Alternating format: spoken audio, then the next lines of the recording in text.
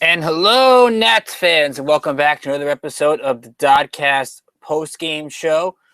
I'm your host, co-editor Ricky Keeler, and I don't think the Nationals could have a worse night all season if they tried. I mean, you look at this game, it was terrible from the onset. You had a chance to score early in the first inning. You get the first two runners on. Then Trea Turner gets hurt. Ryan Zimmerman grounds to a double play. And Jeremy Guthrie does nothing. Probably does nothing is more of an understatement, though, if you think about it. The Phillies win this game 17-3. It's the second most runs the Nationals have ever given up in a game.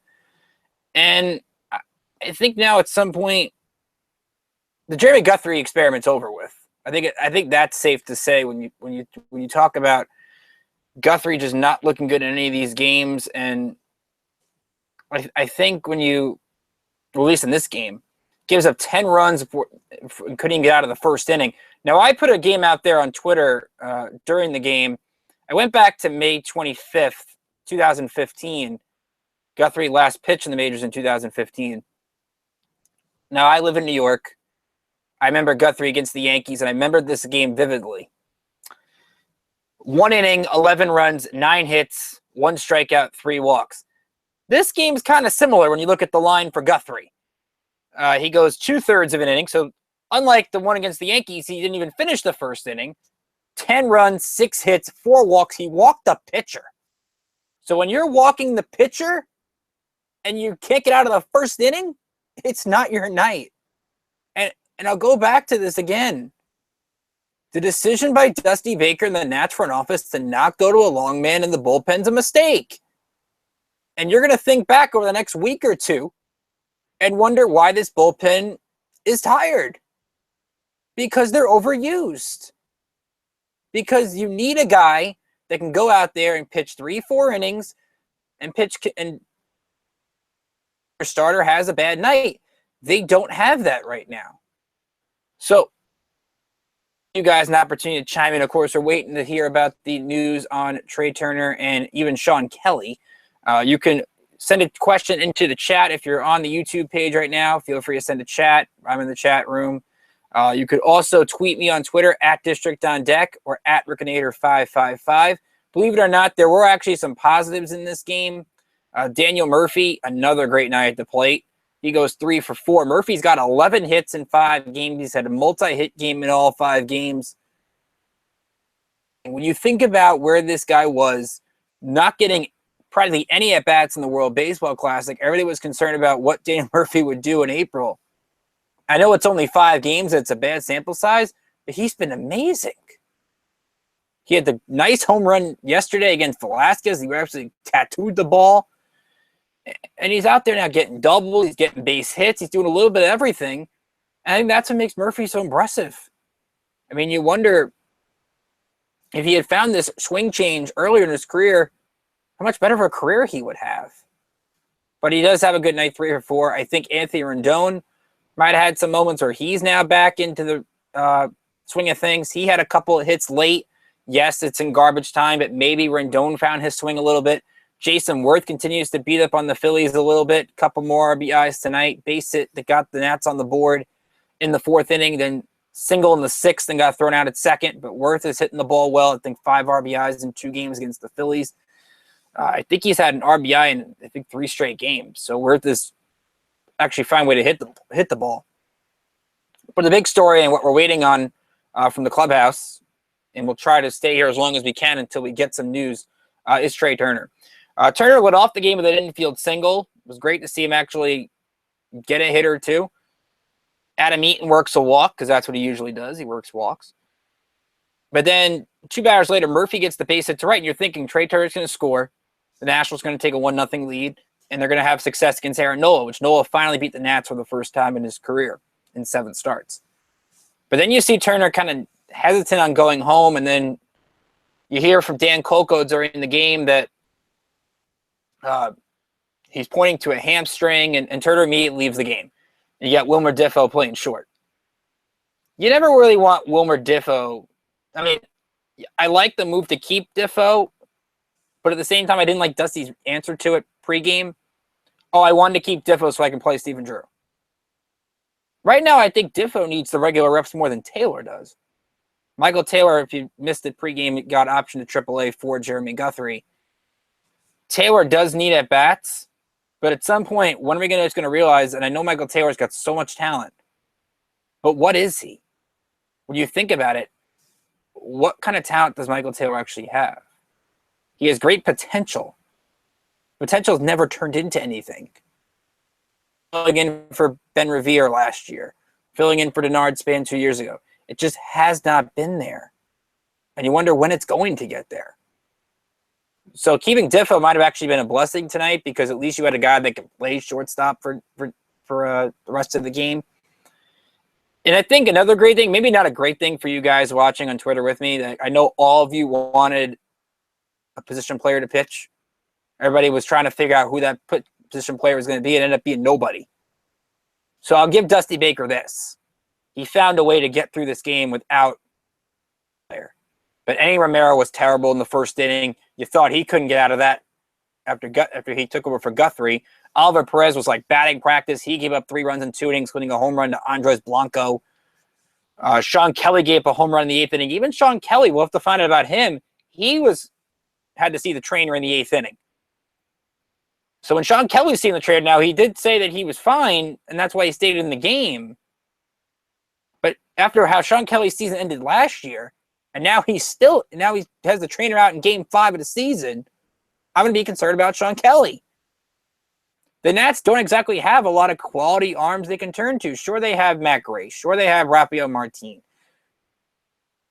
Sure, they have Austin Adams even, who they got in the Espinosa trade.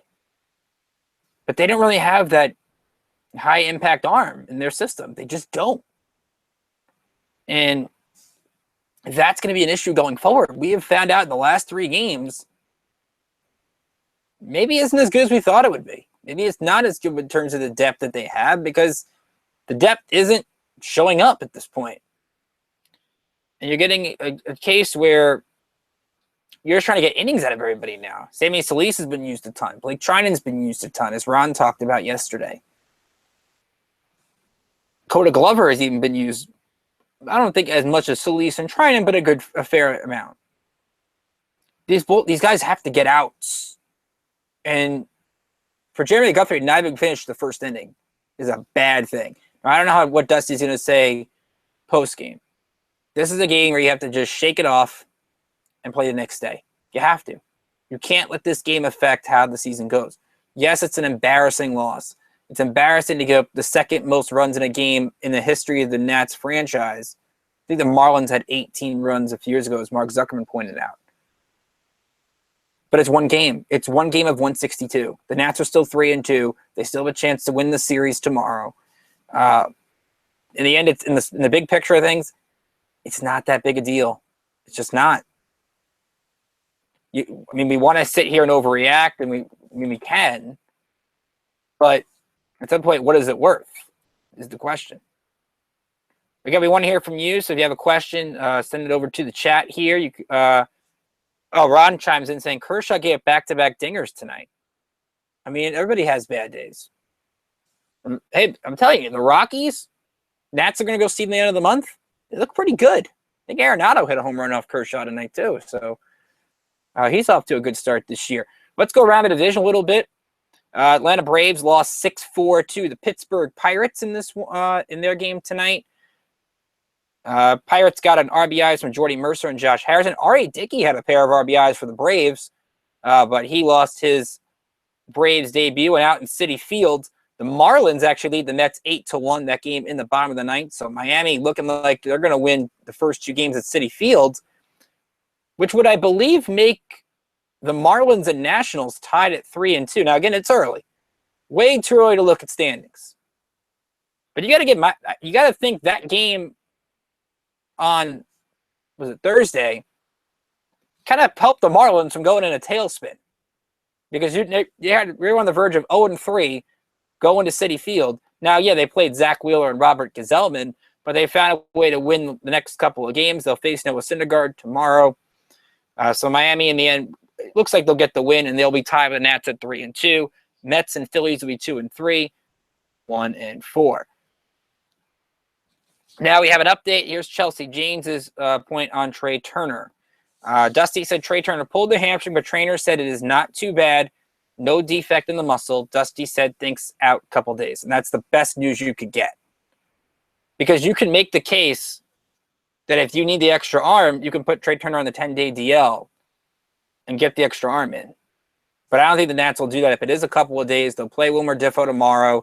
They'll play Wilmer Difo maybe on Monday. And you hope that's it. Maybe even Tuesday. So if Trea Turner's out 2 or 3 days, you live with it. It's, again, 162 games. Trea's going to miss a couple. It happens. And it stinks because you thought in that first inning when he singles and steals second, you thought, okay, he's starting to get back in the swing of things. So right now it looks like if that's it, it's a couple. And if it's only a couple of days that he's out, then the Nats caught a break. They caught a big break. So once again, your final around in the Nats-Phillies game. Phillies, well, if you want to go by football, the Eagles beat the Redskins 17-3. Phillies get 17 runs, 15 hits, no errors. Nationals, 3 runs, 10 hits, 2 errors, 1 by Daniel Murphy and 1 by Wilmer Difo. So the middle infield combo mess. Aaron Nola, as I mentioned, gets his first win against the Nats in his career. 6 innings, 3 runs, 7 hits, strikes out 7 and walks 2. And I think another star I didn't talk about, Joe Blanton. I mean, we talk about, at least we talked about in spring training, how valuable Blanton would be. The long man trait maybe with him is maybe something we have to talk about. 3 perfect innings, 3 strikeouts, just 35 pitches. He was excellent tonight. And I think his 3 innings prevented the Nationals from even thinking about going to a position player, which is important. I mean, people joke about position player pitching, and that's all fine and dandy, but what if a position player gets hurt pitching? That's the last thing you want. Avoid that. I think that's great for the Nationals. Now, one of the things we're going to do here, at least what I'm going to do on my solo DoDcasts, I want to get you guys updated on the minors a little bit. I come from a minor league background. I covered some of the minor leagues. I'm from Staten Island, so I've covered the Staten Yankees before. And minor league baseball just got underway yesterday. A couple of interesting storylines today, and the one main storyline, at least in the Nationals minor league system, is Joe Ross. He got the start today for Syracuse against Rochester. It was actually a great matchup because Ross is going up against Jose Barrios, one of the Twins' best young starters. And Ross didn't have a great day today. 2 2/3 innings, 3 runs, 3 earned runs, 6 hits, 3 strikeouts, 3 walks, 75 pitches, just 47 strikes. And again, I understand the whole 10-day rule with Joe Ross, that he has to be in the minors for 10 days. That's why he did not start tonight's game. But you have to wonder with Ross, there is a confidence level with him that I want to see get better. He didn't end last year on a great note, had the rough game against the Dodgers. He gets sent down, which I understand for logistical purposes, but you wonder how that affects his confidence. And he goes out there and doesn't even finish 3 innings today. The Nats need Joe Ross to be what he was when he came up. And he's proven last year, first month of the year, he was really good. They need that Joe Ross to come back. And I think I'm more worried about the confidence level with Joe Ross than I am what his stuff is right now. I mean, that kind of start when I saw the numbers on that today, and Ron watched a little bit of it on MILB.TV. There's concern there. Now, the Nats won't need a 5th starter till about the 3rd week of April anyway. But you wonder now with all the bullpen arms they use, maybe Ross comes up sooner. I mean, that would be something to keep an eye on. Elsewhere around the Nats minor league system, doubleheaders across the board. In Harrisburg today, the Senators won game 1 against Altoona 6-4. They're down 5-1 right now in the second game. But the first game was pitched by Eric Fetty. Got to watch some of that, and his slider was excellent. Off-speed pitches were good. 5 innings, 1 run, wasn't earned on 4 hits. 5 strikeouts, 2 walks, and 85 pitches. So Fetty, to me, had another strong game. I don't think if he pitches as well, he's going to be a Double-A for very long. So it's good to see Eric Fetty sort of get back on the right page and pick up where he left off in spring training. The other big news today, Hagerstown, which is the low-A affiliate, they beat Asheville 2-1 in game 1. That 2 runs coming from a Carter Keyboom 2-run homer in the 6th inning. Keyboom was their first-round pick last year. 19 years old, shortstop. So good to see him get off to a great start. Juan Soto's played well over there. And then game 2, 16-2 beatdown of the Taurus, which are the Rockies affiliate. Daniel Johnson, who was, I think, a 5th-round pick last year, a pair of home runs and 5 RBIs. Sheldon Noyce, third baseman, I think he's 3rd-round pick last year of Oklahoma. He hit a home run. So Hagerstown off to a 2-1 start. Right now, Potomac up 4-3 in the bottom of the 12th. Edwin Laura hit a 12th-inning home run that has the Peanuts winning that game and looking to go to 1-1. So that's your minor league update across the board. Again, we're going to try to do that often here, at least when I'm on the show. If there's a big minor league game, we'll talk about it. We'll talk about some players, and we'll do it a little bit differently on my DoDcast as maybe opposed to Ron. So that's maybe the different things you'll get from each of us. So tomorrow afternoon, the Nats will go for the series win. Ron Juckett will be here for you pre-game tweeting and live post-game show. Steven Strasburg gets to start for the Nats. Strasburg 1-0 at a 2.57 ERA against Jeremy Hellickson, who's 1-0 with a 1.80 ERA. Hellickson went 5 innings against the Reds on opening day. Pitched pretty well. And again, the Phillies kind of needed him back. He took the qualifying offer. He's kind of that veteran at the top of the rotation to help out the Nolas, the Velasquezes, the Jared Eichhoffs. And Steven Strasburg, an opening day, I thought was excellent. I mean, Ron and I talked about it on the opening day post-game show. His ability to get the ground ball outs, he had 12 of them, I believe, in that game. Went 7 innings. The Nats need 7 innings out of Strasburg tomorrow, minimum. I mean, they're going to need an ace-like performance out of him. He's pitched well against the Phillies, and I think Strasburg's going to go out there. He's going to put up a good game. You rarely think that in game number 6 you need your pitcher to throw well, but Max Scherzer kind of did that for them on Friday. But Scherzer at least got you 2 outs into the 7th inning. I think that's what the Nats needed then. They kind of need the same thing now. So Strasburg will face Hellickson. The Nats will wrap up a little mini road trip, and then they'll head home for 6 more, beginning with a 3-game series against the Cardinals on Monday. Good pitching match, I think, in that one. It's supposed to be Tanner Roark and Adam Wainwright. So that should be a fun ball game there. Now, I am 0-2 on solo DoDcast, so I'm doing the whole Cardinals thing. So you can get mad at me if the Nats get swept by the Cardinals. I don't have any problem with that. Chelsea has an update also on Trea Turner. Turner said in the clubhouse he knows he didn't pull or tear the hamstring. He is walking fine, doesn't seem too concerned, caught it early, didn't risk worse. And that's a good thing. That's absolutely a good thing. That means Trea Turner knows his body well. He realized it, knew it was, hey, it's only game number 5. I can't afford being out a long term. He took himself out. You have to applaud that. I think you have to. We don't have any word yet on Sean Kelly. My guess is he's okay in terms of he finished the 8th inning. But, again, the Kelly injury is going to be something to monitor. You already have the trainer coming out to see Kelly in game 5 of the season, which I think is his 2nd appearance. So they kind of need Kelly to be healthy because he's kind of that veteran glue guy you can put in any role in the bullpen. Now, because Eddie Romero, let's be honest, does not look good at all in the games that he's pitched in the regular season. It was great in the spring. But again, what are those spring numbers exactly? They haven't been there. And I think that's a problem the Nationals have, at least right now. They need to get some consistency out of this bullpen. So in the end, you wipe this game away. Of course, you focus the negatives. I don't know if Jeremy Guthrie's getting another start again. And you feel bad. It was the guy's birthday. And he's the first guy ever in Nationals Expos history to give 10 runs and not finish the 1st inning. I mean, he had a historically bad night. You feel bad for the guy. He worked hard in spring training. He earned the opportunity, but he was terrible.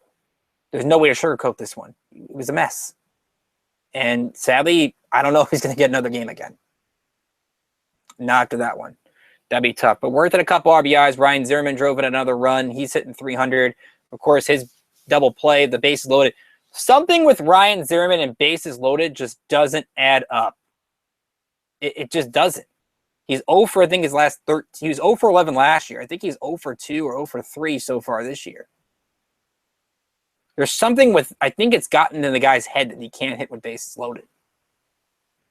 But that's for a different DoDcast, different article. So we'll talk about it more tomorrow. At least Ron will be here with you. Again, feel free to follow us on Twitter at District on Deck. Follow me on Twitter at Rickinator555. Like us on Facebook. And, of course, subscribe to this channel if you miss any portion of our DoDcast post games. If you want to go back and listen to us. Ron will have more on this game on District on Deck tomorrow morning. He'll be here with you in the afternoon and in the post game. And I will be back with you on Monday through Wednesday for the Nats 3-game series against the Cardinals, which should be a lot of fun. And hopefully the Nats get some wins because, again, one game, we're not going to go too crazy over it. So for Ron Juckett and for all of our District on Deck team, I'm Ricky Keeler, hoping you have a great rest of your night and enjoy the finale against the Phillies tomorrow afternoon at 1:35 p.m. Eastern on Bassin 2.